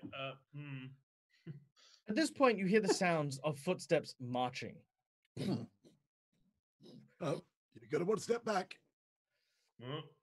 As you see Manfred sort of steps back to like kind of clear a road in front of him. You notice that there is a procession, and leading the procession is a rather large individual. This individual is a broad manticore with very, very large horns swept backwards, huge, thick shoulders. This, like, imagine if Manny hulked out. That is what this dude would look like. What do you mean if he hulked out? Come on, I am built. He's man swole. Well, Manfred, you recognize this individual immediately as your son, who is at the head of this procession. Okay, my son as when I left my homeland some time ago, or my son as he would be now? Your son as he would be now, having aged to full adulthood, Hmm. now being decorated on his shoulder with a single strap of metal that bears the insignia of adamantine, which is one of the precious metals that basically, in terms of ranking, he is quite a high-ranking member of the guard. Eddie, can we get Manfred's son on the portrait for us, please, so that we can have a look at that? I would also like to see him. I'm so glad I don't have to feel this anymore. Have fun, you three. As the procession goes forward, you guys, are you doing Manfred, are you doing anything to kind of conceal yourself, or I sort of like pushed, like use my answer to make sure the other three are sort of like behind me, make sure to get them off the road, because I know the sound of a marching like a marching column of troops, and they don't stop. They do not. So I'm getting them off the road, and whether I, just in the nature of that, just sort of like push, bowing head, slightly pushing them back. But yeah. All right. So Dang. as the procession gets forward, eventually the procession reaches where you guys are, and there's a look of recognition for a moment. Fluknu Nakar! A soft look washes over your son's face. Honorable father, is that you? Yeah, yes. What are you? How have you gotten so big? My boy, look at you. You've grown so much. He looks at you, and you are alive and well. There would definitely be ways of describing me, yes. There's a short moment. Arrest him! Kaktor Nafar! All of the soldiers immediately point spears towards Manfred. Seize him, and we shall take him to the Basara. Oh no. As you can... Get back, unless Manny's gonna stop. No, we're gonna keep going. We're keeping going. I just learned a whole thing about family. They're not touching you, man. All right. What do you guys do as this happens? The spears are being pointed. The Manfred's son has now got a look of kind of, that kind of very stern soldier look. Whatever that's called. Guys, run. Run. Hey, Run. what's that over there? Look at that big thing. You watch as 4 of the soldiers from the platoon, as you've pointed. Where have you pointed specifically? Very specifically. So they're like on our right, is that right? They are currently in front of you. So like they're in the center of the road, and you are in like, okay, you know what? Let me put That is you it. guys here. So I'm gonna point the wrong way. I hate to You be mean that it- you- guy. You mean but into while, the center? while all this is happening, I think I'm not even aware. I'm just busy buying things. Very well. You kind of Fucking hell. yeah. God said I could have this one. Is grind. Have a look here. This is small manticore statue. Look, if you pull on tail, it shoots quills. Oh my god. I'll I'll take 3. Yeah, 3 copper.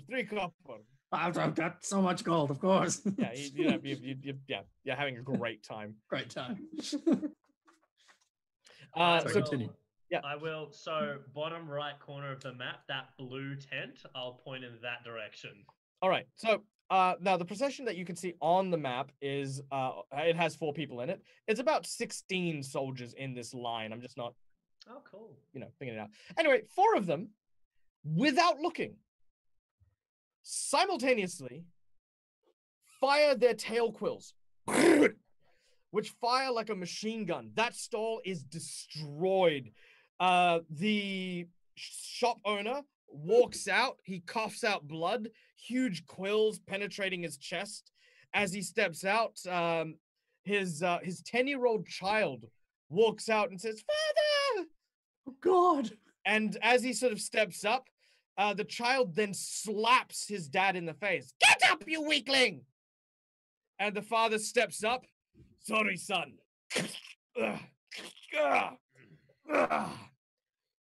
Help me straighten up."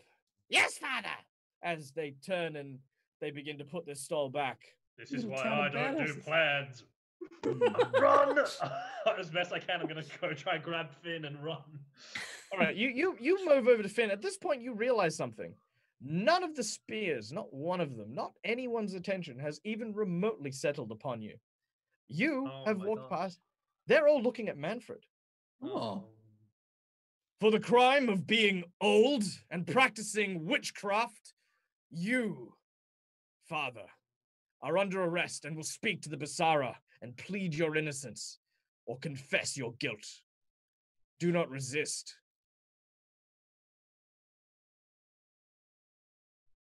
If it has to be done, so be it. You have proved yourself, boy. And I Well, hold what- my hands up. Now, As you finally being aware of all this, I'm like, what? Manfred's getting arrested? What? Finn, they're doing a thing. They're doing a thing, and I don't know how to respond because I Ray just is heard that going guy. to Ray is going to float towards Brick and Finn and just be like, Ray, I'm freaking out. I'm freaking out. "Okay, it's okay. We'll follow. Just Ray, I can I'm really hydro let it cannon them. happen. I can take them all Right. out. Ray, they're taking Let it Manfred. happen. I'm having a trigger. Okay. I really want to punch him. It's okay. Don't punch anybody. Just let it happen. There's a very good chance I'm he'll make looking it over worse." them and just like, just shaking my head. Yeah, just like, Ray's nodding towards you like, yep, that's fine. Oh. all right. I'm You've- following, but I We look just- constipated the entire time. Manny, don't hurt my Manny. Very well. You make your way through what is a very, very beautiful desert city. There are lots of sights, lots of sounds. It's unlike any other place you've seen before. Everyone here appears to be young. In fact, you notice very quickly there is not a single old person in sight. Hmm. All right. Eventually, you are brought to a large building at the center of the city. Mhm. There, you are escorted down a long procession corridor along a red carpet to a throne room. Oh. as we're going, I was like, so promotions. I see. How'd that go? The guards seem to ignore you. Your Oh. son seems to ignore you as well. Oh, Well then. gosh. Ripped. Ooh, look at this map. Sorry, stream. You haven't seen it yet. We'll get there.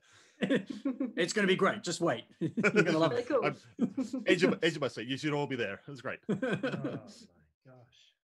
Wow. All right.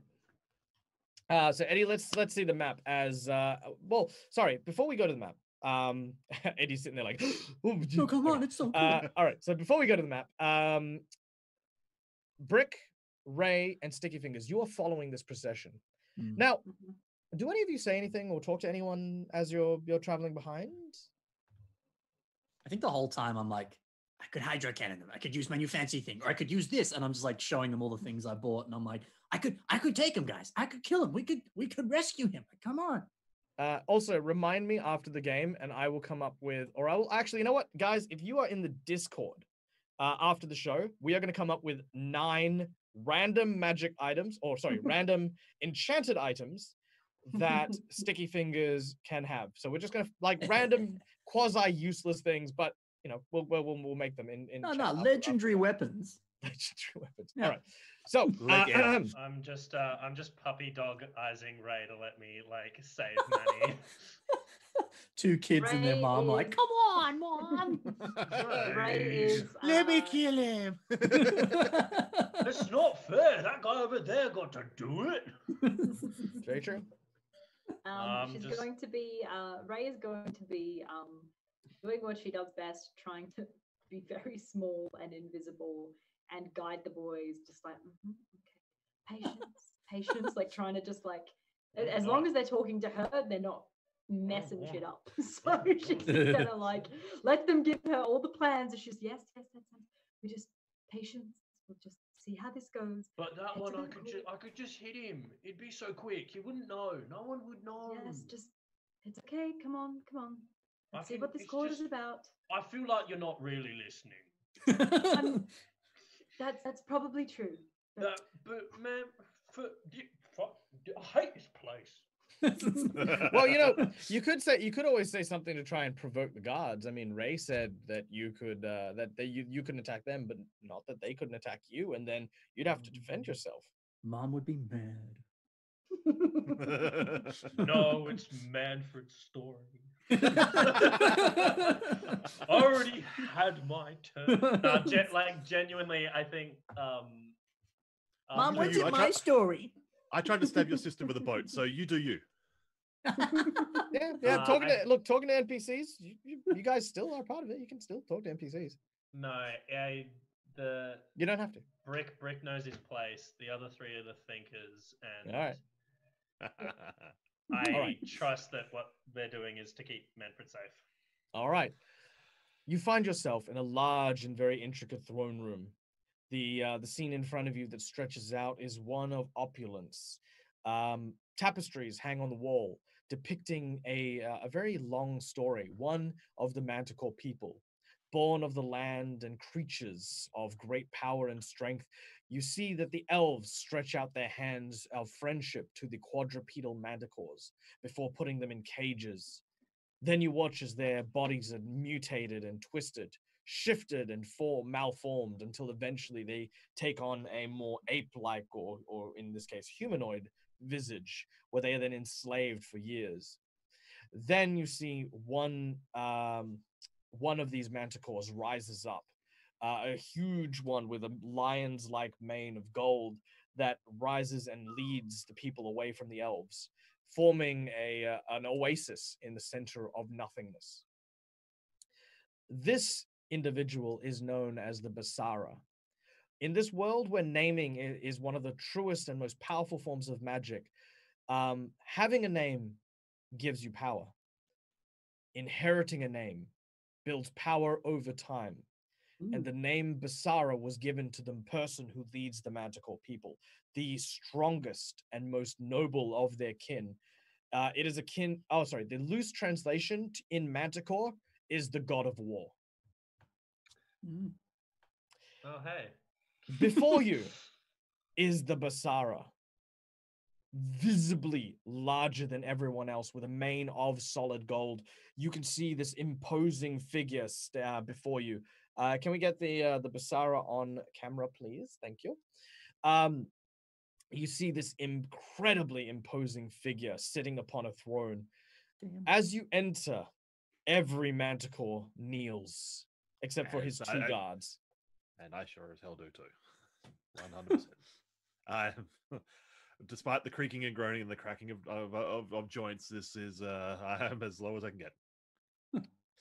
He reaches down and speaks with a booming voice. Ah, my general, you have returned.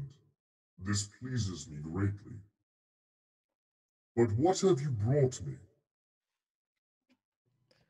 Great Basara, I bring you my venerable father.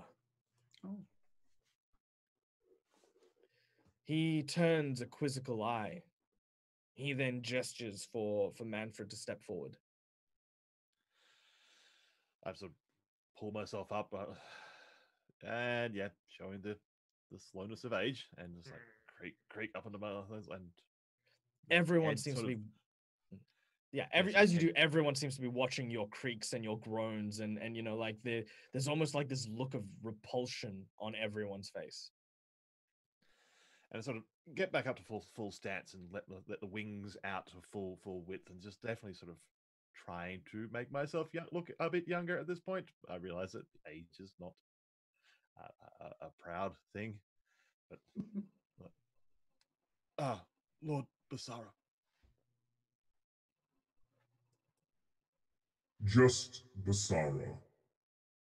Venerable Elder, your presence surprises me.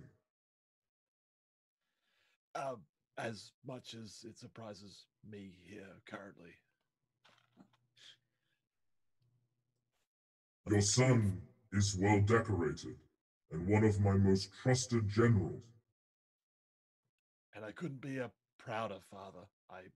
This is everything I hoped for and dreamed for my boy. I wish I could say the same. Your age standing. How old are you, Venerable One? Oh man, you don't ask someone their age. He's about to tell us. And we'll be back next week. No. 23. No, okay, keep going, keep going. We got a little bit of time because we started late. The years are wearing on.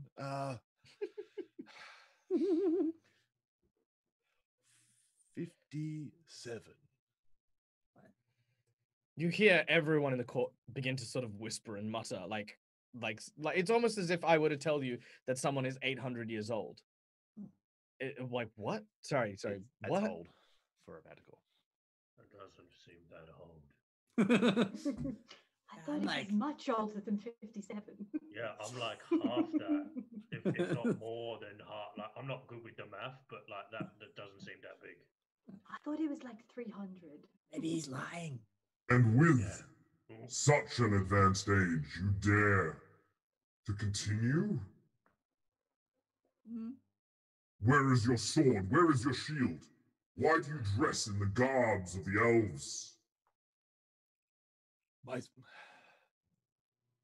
My shield is my mind. My sword is how I wield my mind. It's over the years The Basara lets loose a terrifying roar that shakes the castle itself.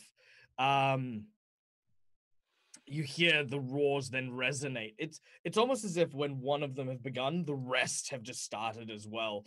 As He then calls for silence. Venerable Elder, your existence is a sin. On your person, on your tribe, on your son, and on the Manticore people. Your mind is poisoned, but we shall not abandon one of our kind. We shall cleanse you through the purification of Kalokren. This is my sentence for you, Venerable One. May you die well, and die with strength.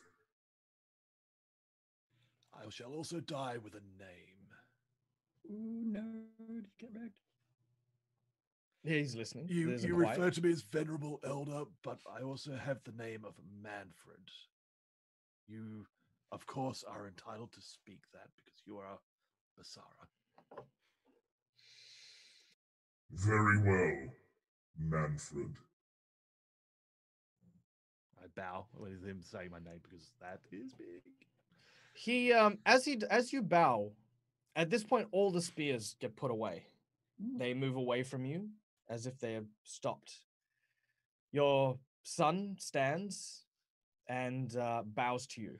This is the first time he's greeted you in any physical kind of way. You will be staying at my house, your house, till the Kalakmar. Your friends are welcome to come, but only they will be allowed to leave the house until it is done.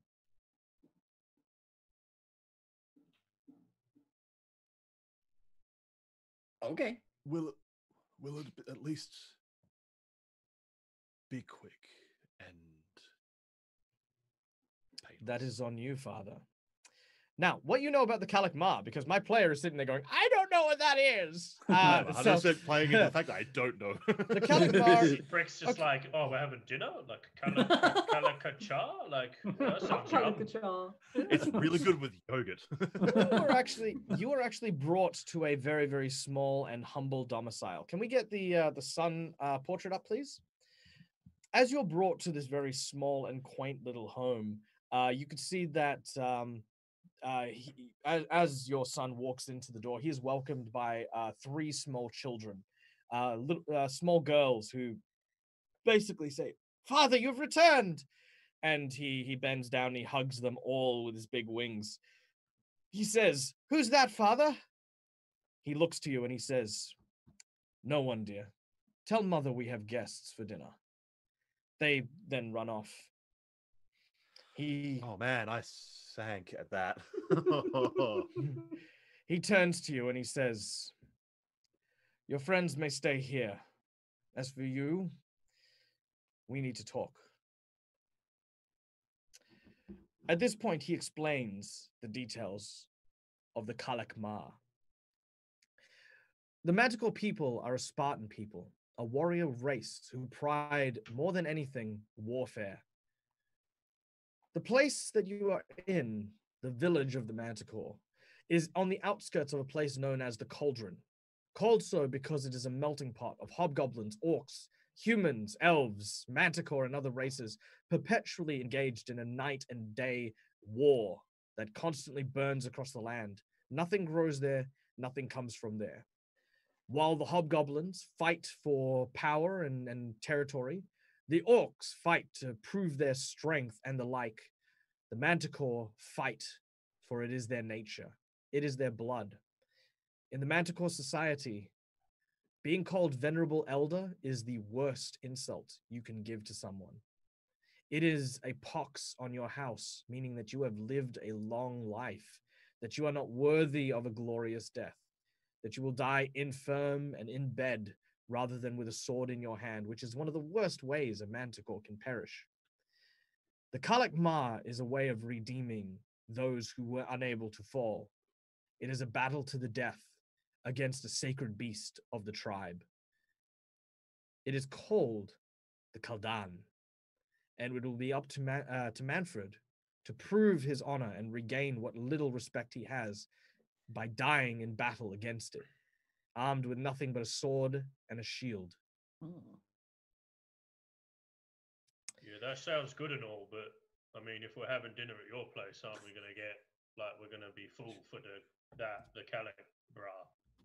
Well, fun fact, those who are destined for it are actually treated remarkably well. Manfred, you and your comrades are fed a glorious feast provided by an entourage of manticores who come to the house with their offerings for your fight. One of the finest blacksmiths shows up with a blade made of star metal that was said to have struck the sands from the meteors, from a meteor storm that happened years ago. You see a shield that was forged from the hull of a sunken battalion conquered by the Manticore race on a battle on the battle against the tides. You can see people have brought food in copious amounts. Some have offered draperies and clothing of your tribe, hand sewn or hand woven materials for each of your friends as well to sort of endure the heat. This procession goes on all night. Your Kalakmar will take place at dawn. No. This is mournful. Don't know what you're talking about. I got this nice silk. Now, we are going to end our game here. Oh.